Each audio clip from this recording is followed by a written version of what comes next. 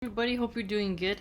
We are reading the Bible, and this is the Jehovah's Witness version. We are on number 7, starting on verse 73. His offering was 1 silver dish, its weight being 130 shekels, 1 silver bowl of 70 shekels by the shekel of the holy place, both of them full of fine flour, moistened with oil for a grain offering, 1 gold cup of 10 shekels full of incense, 1 young bull, 1 ram, 1 male lamb in its first year for a burnt offering, 1 kid of the goats for a sin offering, and for a communion sacrifice 2 cattle, 5 rams, 5 he-goats, 5 male lambs, each a year old. This was the offering of Pagiel the son of Ochran. On the 12th day there was the chieftain for the sons of Nephtali, Ahira the son of Enan. His offering was 1 silver dish, its weight being 130 shekels, 1 silver bowl of 70 shekels by the shekel of the holy place, both of them full of fine flour, moistened with oil for a grain offering, 1 gold cup of 10 shekels full of incense, 1 young bull, 1 ram, 1 male lamb in its first year for a burnt offering, 1 kid of the goats for a sin offering, and for a communion sacrifice 2 cattle, 5 rams, 5 he-goats, 5 male lambs, each a year old. This was the offering of Ahira the son of Enan. So basically, these people was balling out of control. This was the inauguration offering. Look at this. So an inauguration offering of the altar on the day of its being anointed, on the part of the chieftains of Israel, 12 silver dishes, 12 silver bowls, 12 gold cups, 130 shekels to each silver dish, and 70 to each bowl, and the silver of the vessels being 2,400 shekels by the shekel of the holy place. Now that's a lot, especially in that time. The 12 gold cups full of incense being 10 shekels respectively to a cup by the shekel of the holy place. All the gold of the cups being 120 shekels. All the cattle for the burnt offering being 12 bulls. 12 bulls!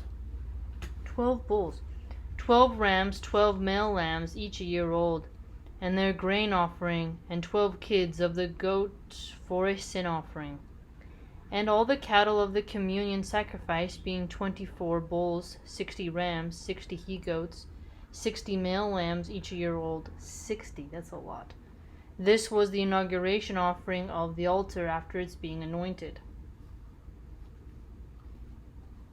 Now, whenever Moses went into the tent of meeting to speak with him, then he would hear the voice conversing with him from above the cover that was upon the ark of the testimony, from between the 2 cherubs, and he would speak to him. Now we're in Numbers chapter 8. And Jehovah proceeded to speak to Moses, saying, Speak to Aaron, and you must say to him, Whenever you light up the lamps, the 7 lamps should shine on the area in front of the lampstand. 7 lamps. And Aaron began to do so. He lit up its lamps for the area in front of the lampstand, just as Jehovah had commanded Moses. Now this was the workmanship of the lampstand. It was hammered work of gold. Up to its sides and up to its blossoms it was hammered work, according to the vision that Jehovah had shown Moses. So he had made the lampstand. And Jehovah spoke further to Moses, saying, Take the Levites from among the sons of Israel, and you must cleanse them. And this is what you should do to them to cleanse them. Spatter sin-cleansing water upon them. So it sounds like the holy water.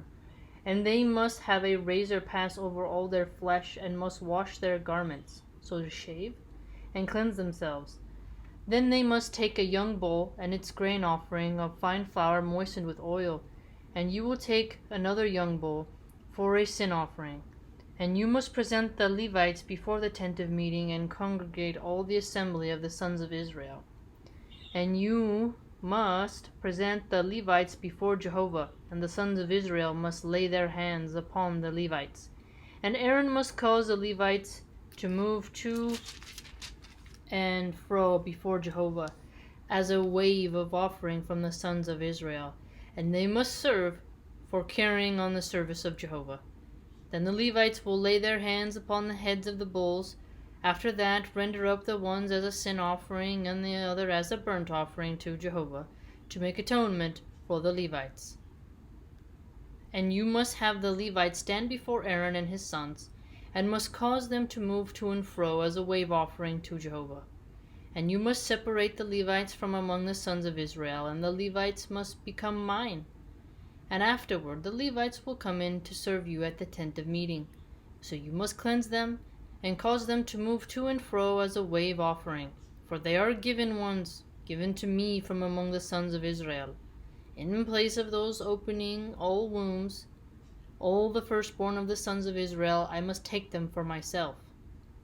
That's interesting. Opening up the wombs.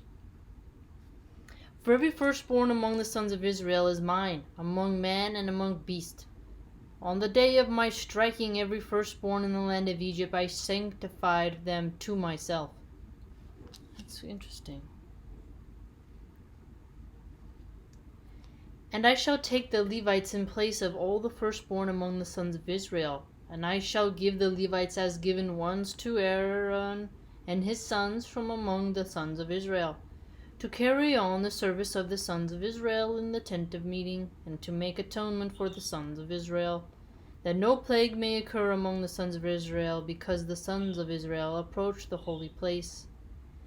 And Moses and Aaron and all the assembly of the sons of Israel proceeded to do so to the Levites, in according with all that Jehovah had commanded Moses, as regards the Levites, that is the way the sons of Israel did to them.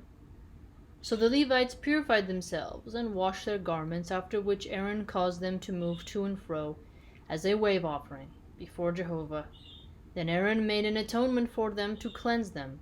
First, after that the Levites came in to carry on their service in the tent of meeting before Aaron and his sons, just as Jehovah had commanded Moses respecting the Levites. So they did to them. Jehovah now spoke to Moses, saying, This is what applies to the Levites. From 25 years old upward he will come to enter into the company in the service of the tent of meeting. But after the age of 50 years he will retire from the service company and serve no longer. And he must minister to his brothers in the tent of meeting and taking care of the obligation. So taking care of the obligation, huh? But he must render no service. In accord with this you will do to the Levites in their obligation. There's a lot about the Levites. Alright, now we're in chapter 9. And Jehovah proceeded to speak to Moses in the wilderness of Sinai in the 2nd year of their coming out of the land of Egypt, in the 1st month, saying, Now the sons of Israel should prepare the Passover sacrifice at its appointed time. On the 14th day in this month, between the 2 evenings, you should prepare it at its appointed time. According to all its statutes and all its regular procedures, you should prepare it. So Moses spoke to the sons of Israel to prepare the Passover sacrifice. Then they prepared the Passover sacrifice in the 1st month, on the 14th day of the month between the 2 evenings, in the wilderness of Sinai, according to all that Jehovah had commanded Moses. So the sons of Israel did.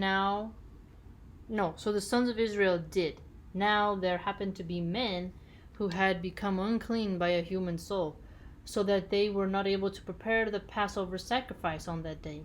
Hence they presented themselves before Moses and Aaron on that day. Then those men said to him, We are unclean by a human soul. Why should we be restrained from presenting the offering to Jehovah at its appointed time in the midst of the sons of Israel? At this Moses said to them, Stand there, and let me hear what Jehovah may command regarding you. Then Jehovah spoke to Moses, saying, Speak to the sons of Israel, saying, Although any man of you or of your generation should happen to be unclean by a soul, or oft on a distant journey, he too must prepare the Passover sacrifice to Jehovah. So even if you're traveling, you gotta do that Passover. In the 2nd month, on the 14th day between the 2 evenings, they should prepare it. Together with unfermented cakes and bitter greens, they should eat it. Bitter greens. I wonder what the bitter greens were at this time. They must not let any of it remain until morning, and they should break no bone in it. According to the whole statute of the Passover they should prepare it. But when the man was clean, or did not happen to be off on a journey, and neglected to prepare the Passover sacrifice, that soul must then be cut off from his people, because the offering of Jehovah he did not present at its appointed time. For his sin that man will answer. So you're going to get in trouble if you don't prepare that Passover meal. Wow. Interesting. Informative.